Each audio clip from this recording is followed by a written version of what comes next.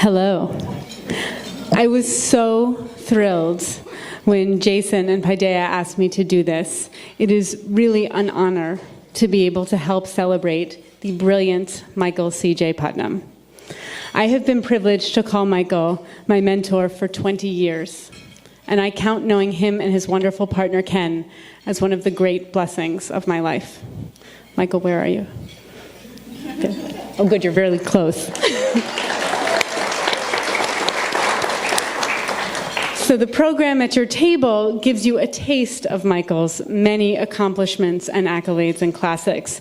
But I have seen the list in full, and I can testify that it could go toe-to-toe with the Iliad's catalog of ships. He has excelled in every aspect of a life of arts and letters, winning numerous prestigious awards and fellowships, including from the NEH and the Guggenheim.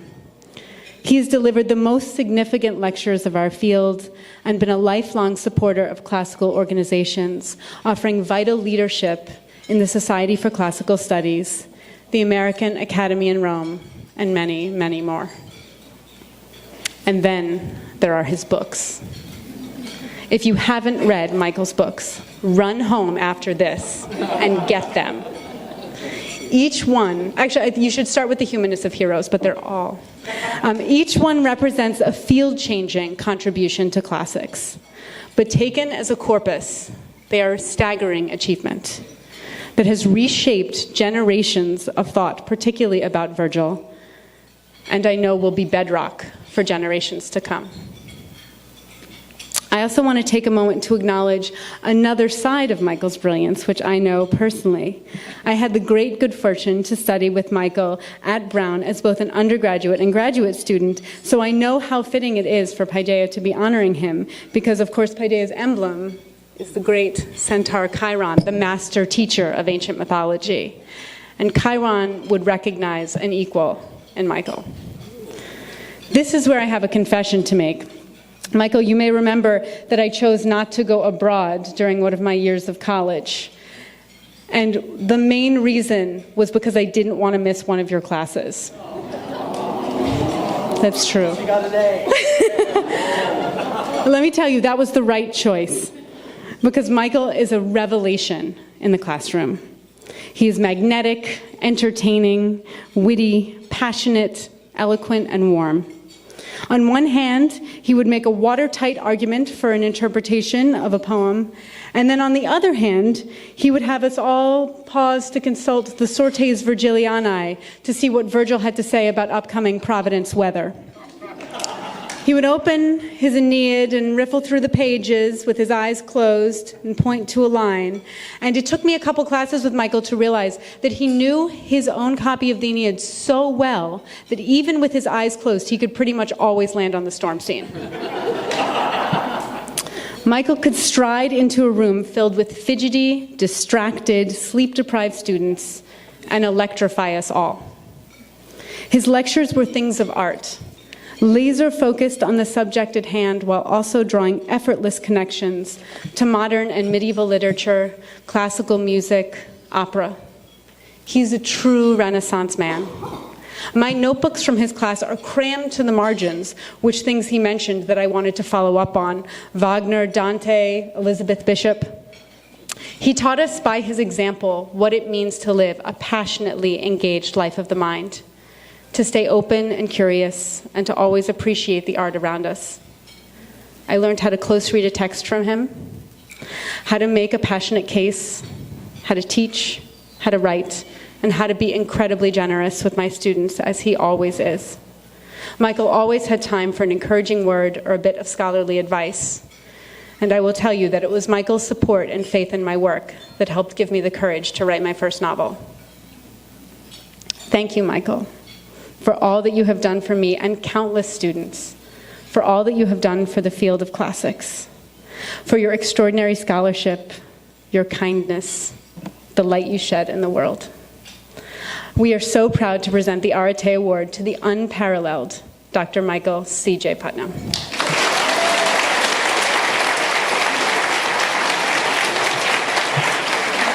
the book, and you got it? There you go, Michael.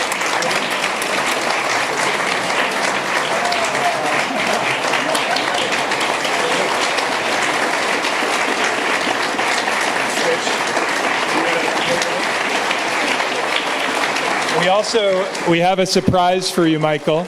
In addition to your medal, we've also gotten you a big book. Namely, it is a 15th century edition of Virgil, your prized author. So I hope you enjoy that. Yeah.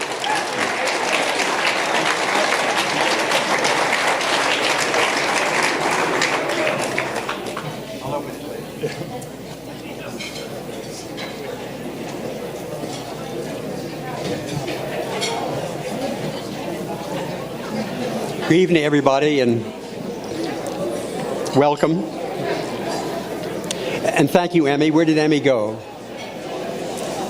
Thank you for your very, very kind words. Can you hear me now? Okay. I cherish your friendship, as I do all my students. In fact, I have somebody taking a photograph of me right now who was in the first class that I ever taught. I was scared to death. I didn't eat for days. And he's still paying attention to me. He's photographing me now, to my embarrassment. I'm deeply honored and profoundly moved to receive the Arete Award from the Paideia Institute, an organization that I have admired from its initiation. I'll be following in the illustrious footsteps of Roger Bagnall, who is here tonight, to whom all classicists are in debt. But it's I who should do the praising of the Cohen family, at this moment in particular, Daniel, of co-founders Eric Hewitt and Jason Petticone, of the stimulus of Father Reginald Foster, of Paideia's special staff, all of you who make up this youthful but already honored, internationally distinguished enterprise. And not least, I thank everyone here tonight, joined together to celebrate Paideia's present and to help support its future. I feel surrounded by the affection of family members and friends, of students who have become my kin, and of distinguished colleagues whom I cherish from many areas of the intellectual life. Thank you all for being here. I take pride in receiving this award for the small part that I've played in fostering Paideia and the study of Latin that is a major thrust of its mission. I rejoice in the Institute's own accomplishments, which seem to grow by the day. It is a special pleasure to share the company of this wonderful audience and to thank it for its enthusiasm in helping the Institute to flourish in all its many aspects. I changed my undergraduate major from mathematics to classics because of a fine educator. I have never regretted the decision, nor forgotten what good teaching, with all the care that goes with it, meant to me. My doctorate is in philology, and I have tried in my scholarship, in the classroom and beyond, to live up to its mandate as a lover of words. And this is what unites all of us assembled here tonight, however diverse our interests. We are devotees of words and their usage. The close study of language, especially of a language like Latin, that is the source of so much of our own vocabulary and is beautiful to absorb both by eye and ear, instructs us in how to think clearly and to write expressively. It educates us in ways to appreciate and then to interpret whatever we are reading with precision, empathy, and insight. It inculcates in us the search for exactitude of meaning, as well as of the importance of arrangement and design.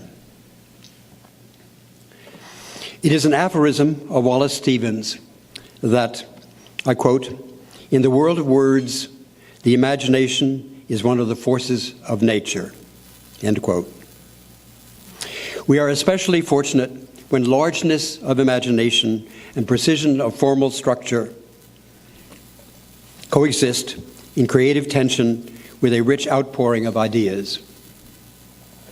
Rosanna Warren speaks of how poetry goes about, and I quote again, "the wedding of craft to spirit and intellect," end quote. Both aspects are crucial in the mix. Inventiveness, yes, but also the control that harnesses and then illustrates the quality of mind and the discipline manifest in all excellent art, discipline that paradoxically encourages freedom. I've spent my life most happily studying poetry primarily. I have reveled particularly in the company of Virgil, who has spoken in countless, often quite divergent ways to generation after generation. We ask ourselves, for instance, how we should read his pastoral poems. Are they light pleasantries, set in a rural environment and speckled with concerns about time and the erotic?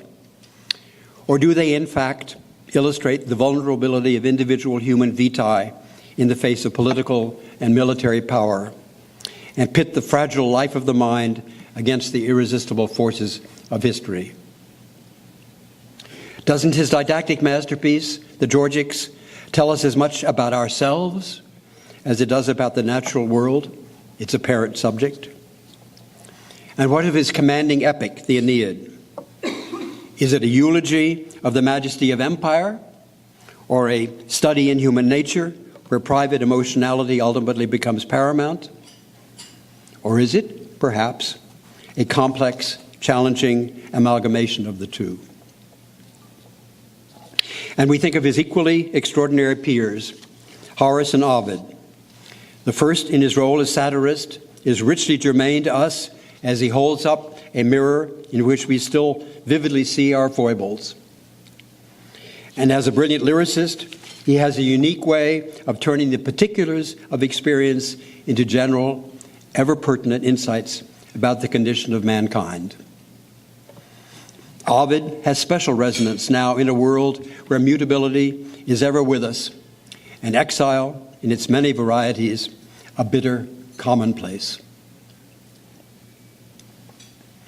With knowledge of Greek and Latin as a crucial support, I have immersed myself as best I could in the powerful tradition that these geniuses created, one that runs from antiquity to the present as a core of the European literary canon. It is a continuum that has profoundly influenced contemporary poets as distinctive as Robert Frost, Seamus Heaney, Derek Walcott, and Constantine Cavafy. And the deep contemplation of distinguished Latin prose is also of the highest value and has also affected authors of consequence as diverse as Abraham Lincoln and Thornton Wilder.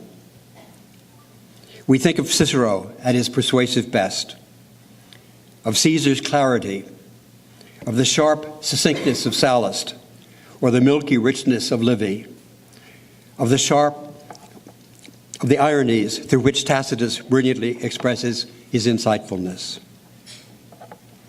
From the close study of Latin, whether employed in poetry or prose, as of any supreme tongue, comes our knowledge of style and eloquence, of how to concentrate our thoughts and of how to elaborate them, of the crucial power of words themselves and of the authority that comes from their ingenious yet rigorous deployment. Of course, we read texts for the information they provide, but it is a special privilege to be inspired in whatever way, not only by the vibrant artistry, but also by the moral worth of this extraordinary corpus of past writing, which still speaks brilliantly to our own lives. Elegance of presentation, in its turn, also offers models for us to emulate in our work, whatever be our vocation. From the start, my profession as a scholar taught me one basic lesson, that there are no final answers, nor should we expect them to the interpretation of great literature. Prestigious works of the pen, like chameleons, alter and develop in ways that continue to nurture us, even as we and our circumstances evolve over time. They instruct us anew, era after era, by parallels and distinctions about ourselves. My colleague Arnold Weinstein once spoke of the ceaseless futurity of our field of literary criticism, meaning that ways of comprehending all superlative written work regularly suffer change and should in fact always change. It is our role as readers and teachers to spur the judicious curiosity that makes appreciation of exemplary authors possible at any given moment. This process must, of course, begin with the careful assimilation of grammar, syntax, and the whole rhetoric of expression. And here's where the Paideia Institute plays a major role, that it is expanding in several important directions. To name but a few, the superb Living Greek and Living Latin programs abroad, the Legion Project and Nexus that connect classicists who are not specifically working in academic environments, the summer internship program, nor should we forget our online journal in Medias Res that opens the door to reading about and imagining ancient Mediterranean civilizations in ways not regularly to be found in traditional scholarly publications. Furthermore, through the Iquara project, the pedagogical seas of enriching exploration, the Paideia Institute provides the opportunity to study Greek and Latin, which is also to say the literatures as well as the early cultures of the Mediterranean basin, to people, especially to young people, who otherwise might never have had the possibility of so doing. This chance offers them the occasion to learn and then to practice difficult but glorious languages, and through this effort to develop not only their own skills as readers and writers, but an understanding of superior intellects at work and of the difficult but rewarding means by which these eminent guides go about moving and enlightening us. They grant all of us, in turn, the strength of mind, the ethical courage, the civility to sustain the finest in what comes our way. From the close examination of excellent literature, we learn better to comprehend, to evaluate, as well as to value who we are and what it means to be human. I take it for granted that wise readers become astute critics, who in turn serve as open-minded but scrupulous members of society. Nothing pleases me more than to imagine someone standing in the proud position in which I find myself tonight, who had been given the unexpected occasion to study Latin through training by means of the Iquara curriculum. Let's make that hope a reality. Finally, Macte virtute esto, time we had some Latin, which roughly translated means be blessed and flourish, each of you working for Paideia, because of your courage, persistence, and stalwart belief in the merit and significance of your cause and in who you are. We are with you. May you ever maintain the energy, wisdom, imagination, and sheer exuberance of the present institution as it continues to grow and strengthen in the years ahead. Thank you.